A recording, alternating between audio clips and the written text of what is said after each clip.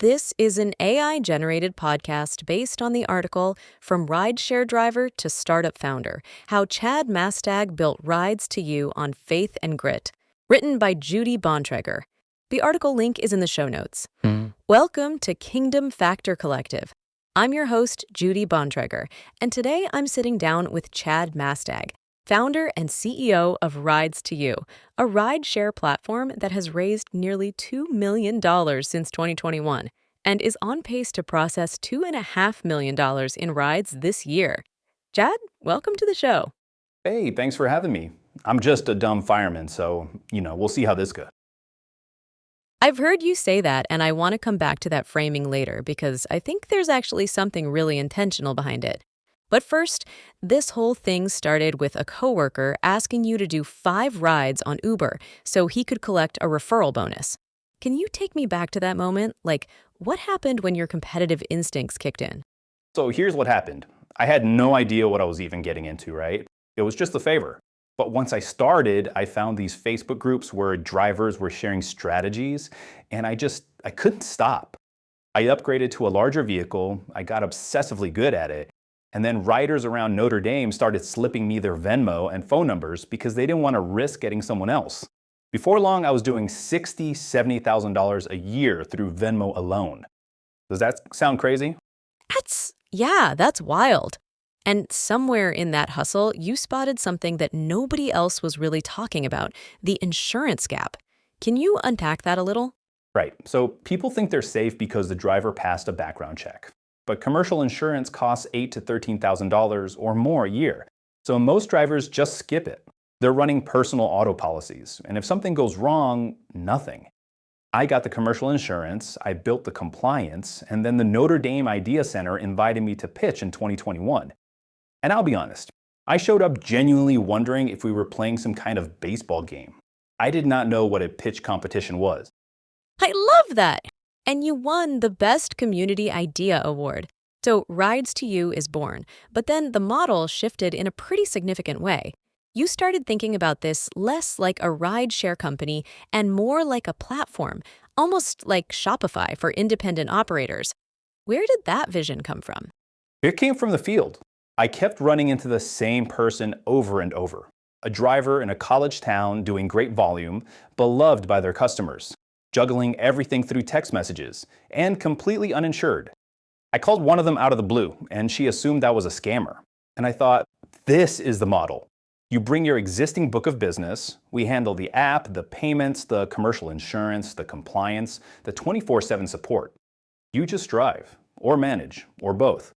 None of us can become Uber alone. They spent $32 billion at a loss over 15 years to own that brand. But if thousands of us come together under one umbrella, we can get there a whole lot faster. That framing is really compelling, and I know you have a partner in Detroit who came in with a $350,000 book of business and almost walked away 2 weeks in. What does it actually look like to talk someone back from that ledge? Yeah, he called me while I was on vacation in Florida, ready to quit. And I stayed on the phone with him. I heard him out. Recently, we had dinner together, and he said, "My nights are back. My life is so much easier. I just had to trust." And that's the thing. The hardest part of this model is the trust. People have built something that's theirs, and handing it over feels terrifying. But on the other side of that trust, everything changes. I want to talk about the summer of 2023, because this is where the faith element really comes into sharp focus for me. The runway is burning, fundraising has slowed, you're not drawing a salary, and you pray. What did that actually look like? It wasn't a polished prayer. It was the real kind, where you admit you don't know what to do next. And I wake up the next morning, and I just felt it clearly. Cash out your Rider 401k. I had completely forgotten I had it. I told my wife, and she said, as long as you don't touch the fire department retirement, I don't care what you do. So I cashed it out, paid the early withdrawal penalties, put part of it in my personal account and the rest in the company. Enough to survive the summer.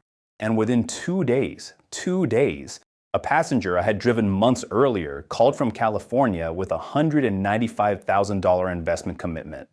Days after that, another $25,000 came in. I try to be obedient, and then all this happens.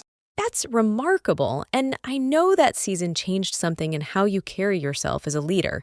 But then there's this moment. You're at a church in Muncie watching your daughter get baptized, and the pastor preaches having lost his son just 3 nights before. What did that do to you? That hit me harder than I expected. He talked about praising God in the highs and in the lows, about being used as a vessel, growing up in the trailer parks of Muncie. And I always joke that I'm a dumb fireman, but in that moment, I thought, you're supposed to use this opportunity to shout from the mountaintops every day. God did this for us. He provided the way. I'm not going to stop talking about that. And I understand a board observer actually flagged your Faith Forward posts on LinkedIn as a potential risk ahead of your Series A. What was your response to that? Immediate and unambiguous. If someone won't invest because of my faith, that's not the right investor. God will give me the right investor. I'm not going to stop. I mean, I carry a small cross in my pocket now. When I feel road rage creeping up while I'm driving, I reach for it. When I get anxious about the next funding round, I reach for it.